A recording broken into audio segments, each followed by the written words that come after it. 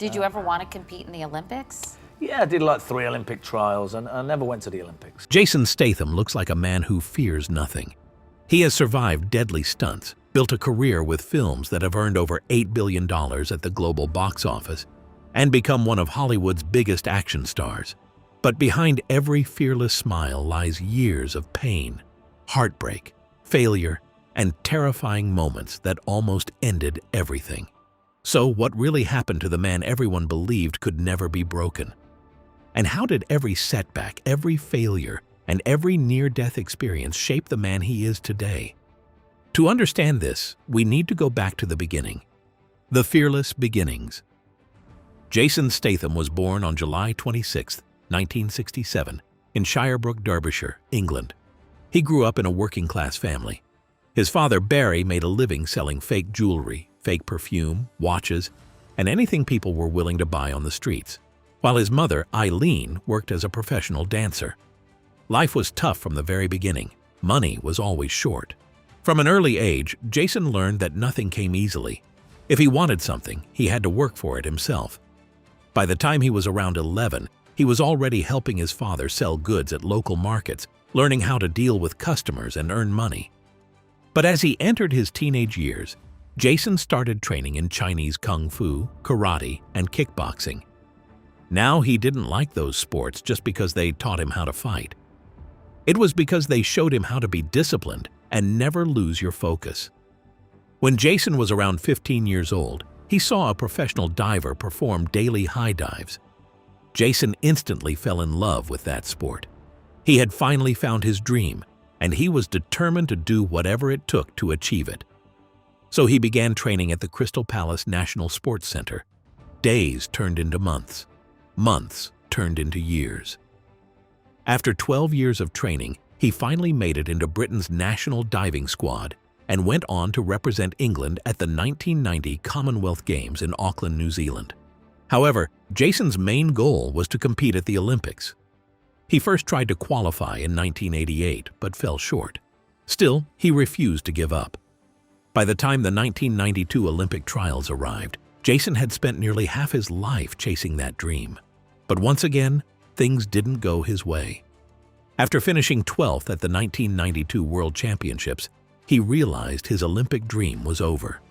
It was a heartbreaking moment. After spending more than a decade chasing one dream, Jason found himself back where he had started. An unexpected opportunity.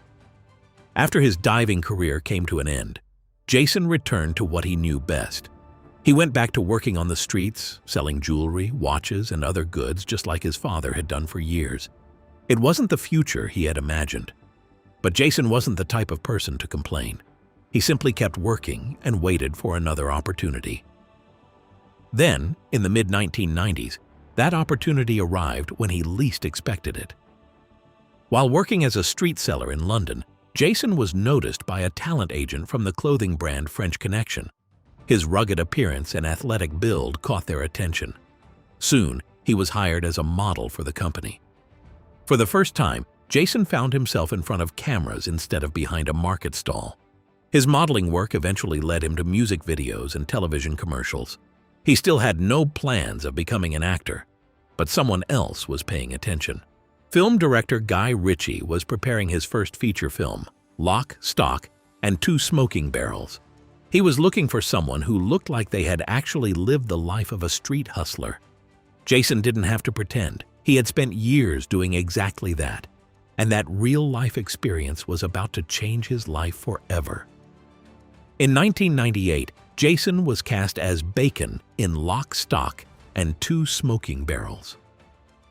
Made on a budget of around $1.3 million, the film became a surprise success, earning more than $28 million worldwide and turning Guy Ritchie into one of Britain's most exciting new directors.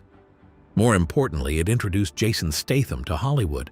The street seller who had never planned to become an actor had just found a completely new career. Making it big, Jason's first movie gave him a taste of success, but he still wasn't a Hollywood star. That opportunity came 2 years later. In 2000, Guy Ritchie cast Jason once again in Snatch, alongside Brad Pitt, Benicio del Toro, and Dennis Farina. The film became another commercial success and introduced Jason to a much larger audience. For the first time, Hollywood began to notice him. Then, in 2002, everything changed. Jason landed the lead role in The Transporter. Unlike most action stars, he performed nearly all of his own fight scenes and driving stunts.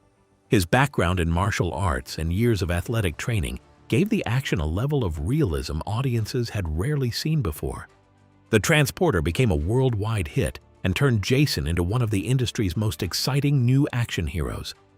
Success came quickly after that.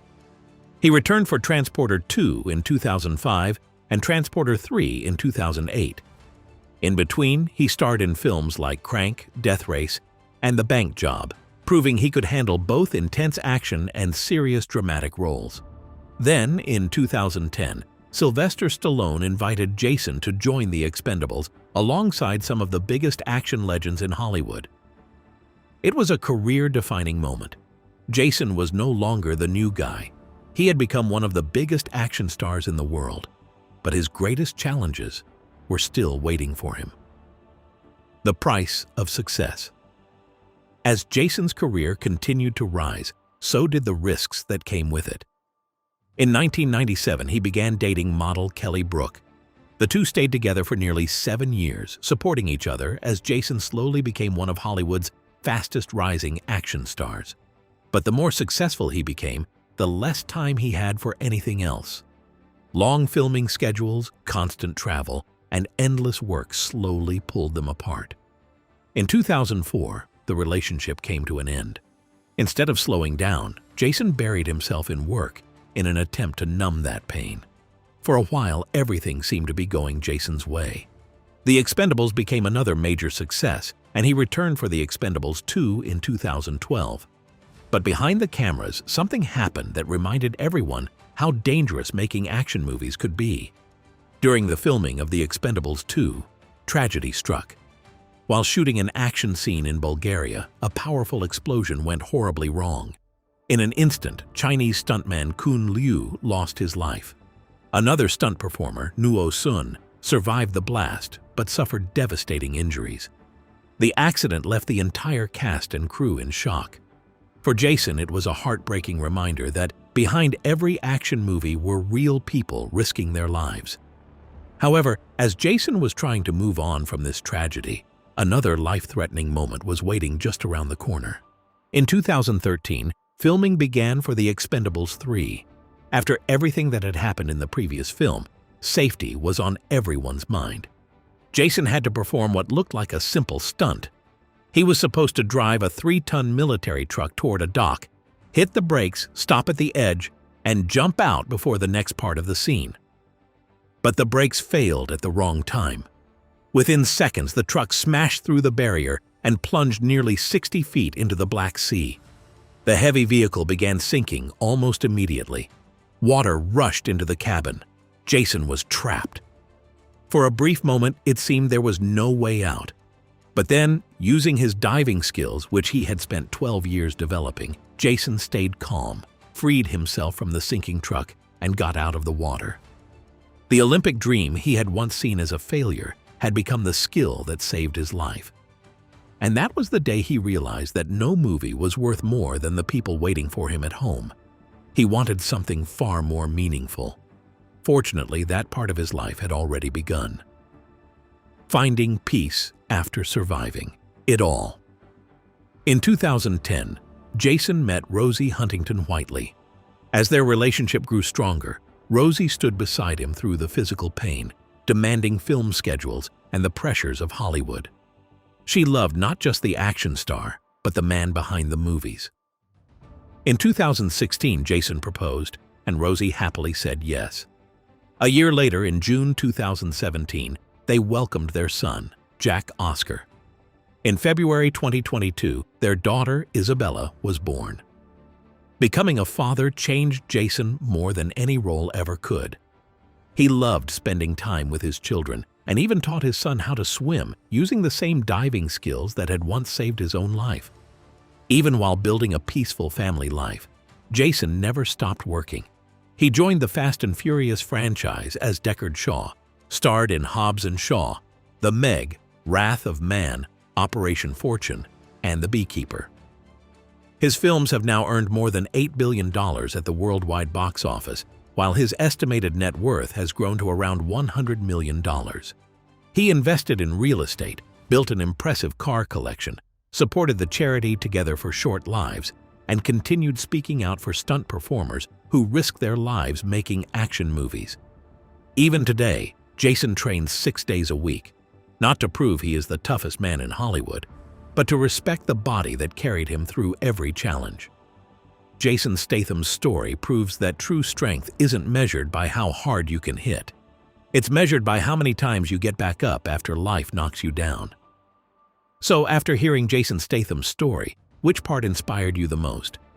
And if you were in his position, what would you have done if life kept knocking you down again and again? Let me know your thoughts in the comments below.